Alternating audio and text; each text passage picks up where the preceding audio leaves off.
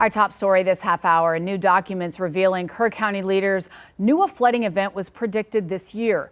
While county leaders now say they will make improvements, documents show they already knew certain areas and buildings were vulnerable to flooding. Andrew Moore has the story. It was not forecasted by the National Weather Service, and it is exactly the kind of scenario that reveals the urgent need for stronger tools, better detection, and modernized infrastructure, especially in rural communities like ours. County Judge Rob Kelly told lawmakers this flood proves the county has an urgent need for modernized infrastructure.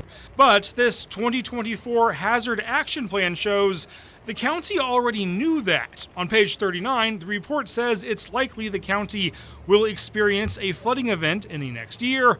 The report then says the county has a long list of critical buildings that are vulnerable to flooding.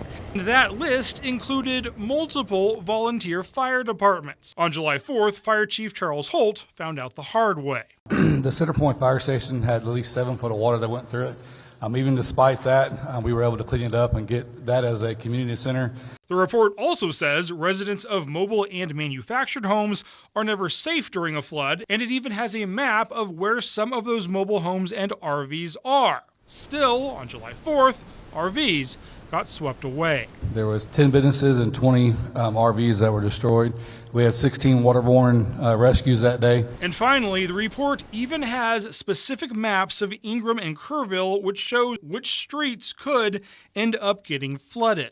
We heard the county sheriff say yesterday they could consider a siren warning system. As for sirens, I know there is a question, and I think that merits consideration, especially for the dense populated regions along the river. But this report shows the city of Ingram was already considering this last year, and the Upper Guadalupe River Authority had been considering it for multiple years. Andrew Moore, KENS 5.